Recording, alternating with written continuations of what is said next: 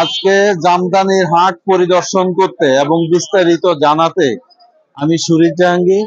আমার সাথে আছেন আমার বন্ধু আব্দুর রশিদ। তো আব্দুর রশিদ আজকে আমার সফর সঙ্গী হয়েছেন।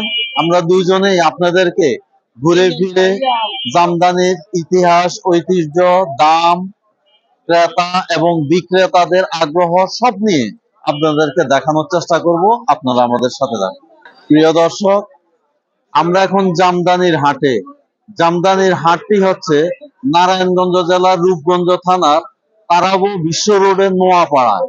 আমরা সেই নোয়াপাড়া, সেই ঐতিহ্যবাহী জামদানির হাটে আজকে আপনাদেরকে ঘুরে ফিরে জামদানি সম্পর্কে বিস্তারিত জানানোর চেষ্টা করব। আপনারা আমাদের সাথেই থাকুন। শীতলক্ষার তীরে ঐতিহ্যের জামদানি হাট।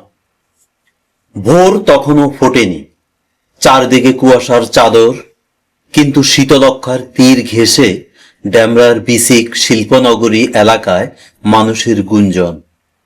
প্রতি শুক্রবার সকালে এখানে বসে দেশের ঐতিহ্যবাহী ও প্রাচীনতম জামদানি হাট। সূর্যোদয়ের আগেই শুরু হওয়া এই হাটে কোটি কোটি টাকার জামদানি কেনাবেচা হয়, যা আজও বাংলার মসলিন সংস্কৃতির জীবন্ত সাক্ষী। শুক্রবার সকাল 5টা থেকে 8টা, মাত্র 3 ঘন্টার এই হাটে রূপগঞ্জ, সোনারগাঁও ও ডেমরার কয়েক হাজার তাঁতি তাদের সারা সপ্তাহের পরিশ্রমের ফসল নিয়ে আসেন। পাইকারি ক্রেতা ও শৌখিন গ্রাহকদের ভিড়ে মুখর থাকে এই প্রাঙ্গণ। কোনো শোরুম বা শীতাতপ নিয়ন্ত্রিত বিপণী বিতান নয়, বরং খোলা আকাশের নিচে তাঁতিদের হাত থেকে সরাসরি সেরা মানের জামদানি কেনার এটাই সবচেয়ে বড় মাধ্যম।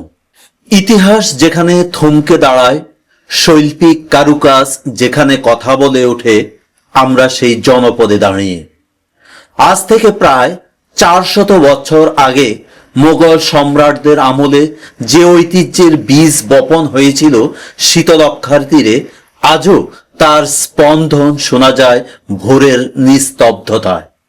এটি কোনো সাধারণ কাপড় নয়, এটি মসলিনের উত্তরসূরি। মোগলদের আভিজাত্য থেকে ব্রিটিশদের দমন পীড়ন সবই সয়েছে এই শিল্প। কারিগরদের আঙ্গুলের ডগায় যে জ্যামিতিক নকশা ফুটে ওঠে, তার নাম জামদানি। প্রতি শুক্রবার ভোরে যখন পৃথিবী ঘুমে মগ্ন থাকে, তখন এই হাটটি প্রাণবন্ত হয়ে ওঠে। কেন এই ভোরবেলা? কারণ জামদানির সূক্ষ্ম সুতা বাতাসের আর্দ্রতায় নমনীয় থাকে কেবল সূর্য ওঠার আগে। 400 বছর আগে যেমন ছিল, আজও তার বিন্দুমাত্র পরিবর্তন হয়নি। 350 বছরের পুরনো এই হাটটি আজ এক অসম যুদ্ধের সাক্ষী। একদিকে জিআই স্বীকৃতি আর বিশ্বজয়, অন্যদিকে সস্তা নকল পণ্যের আগ্রাসন। এখানে 5,000 টাকার শাড়ি যেমন পাওয়া যায়, তেমনি আছে 5 লাখ টাকার কারুকাজ। এ হাটটি কেবল কেনাবেচার জায়গা নয়, এটি বাংলার অর্থনীতির এক প্রাচীন লাইফ লাইন। সূর্য ওঠার সাথে সাথে এই জাদুর হাট মিলিয়ে যায়, কিন্তু রেখে যায় এক অমীমাংসিত প্রশ্ন: আমাদের এই গর্বের উত্তরাধিকার কি টিকে থাকবে আরো 100 বছর? উত্তরটা হয়তো লুকিয়ে আছে আমাদের সচেতনতায় আর ওই দক্ষ কারিগরদের নিপুণ আঙ্গুলে।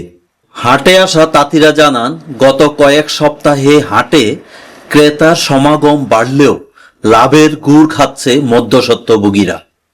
একদিকে সুতার দাম বৃদ্ধি, অন্যদিকে পাইকারদের কারসাজিতে শাড়ির দাম কমে যাওয়া, তাতে তাঁতিদের পেট চালানো দায় হয়ে পড়েছে। বাজার বিশ্লেষণে দেখা গেছে, এই ঐতিহ্যবাহী হাটেও এখন থাবা বসিয়েছে মেশিনে তৈরি নকল জামদানি। এক শ্রেণীর অসাধু ব্যবসায়ী ভারত থেকে আনা পাওয়ারলুমের শাড়ি এই হাটে আসল বলে চালানোর চেষ্টা করছেন।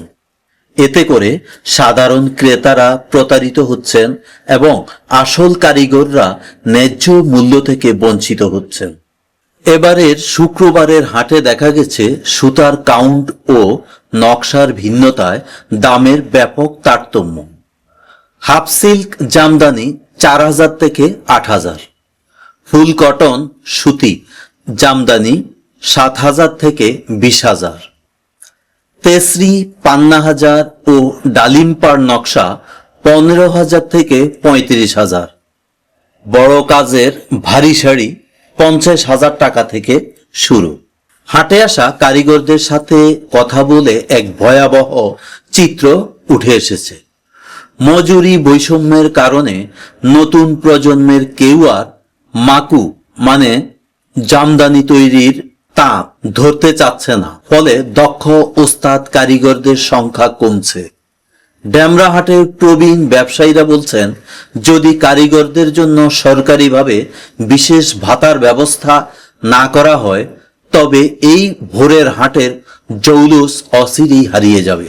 বাজার সংশ্লিষ্টরা বলছেন, ডেমরার এই শুক্রবারের হাটকে পর্যটন কেন্দ্র হিসেবে গড়ে তোলা সম্ভব। এতে সরাসরি তাঁতিরা উপকৃত হবেন, সেই সঙ্গে হাটে আসা ক্রেতাদের জন্য আসল জামদানি যাচাই করার একটি সরকারি বুথ স্থাপনের দাবি জানিয়েছেন অনেক ক্রেতা।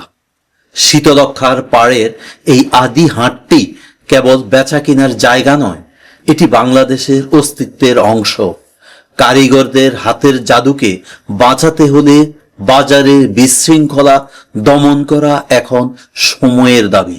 হারুন ভাই, এই যে জামদানির বাজার ঘুরলেন, ঘুরে আপনার কাছে কি মনে হলো?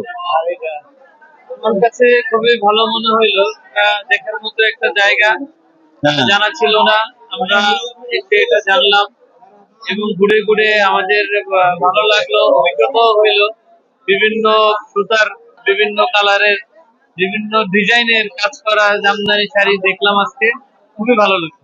এখন কি যে দেখলেন, যে এটা থেকে যে অভিজ্ঞতা হলো আপনার, এখন কি এটা নিয়ে ব্যবসা করা যাবে? অবশ্যই এটা বিজনেসের একটা খুব সুন্দর একটা জিনিস। এখানে কেনার একটা সুন্দর সিস্টেম আছে, বসে তারপরে বসতে হয়। আমরা যারা কিনবে ক্রেতারা এখানে আইসা বসার জায়গা আছে, পাটি বিছিয়ে বসবে, বসলে তারপরে যারা আছে বিক্রেতা, যারা বাড়ি থেকে জামদানি তৈরি করে নিয়ে আসে, তারা ক্রেতাদের কাছে হাতে করে দিয়ে দেখায় যায়, তারপরে দেখে দেখে কেনার একটা সুযোগ আছে। Thank you.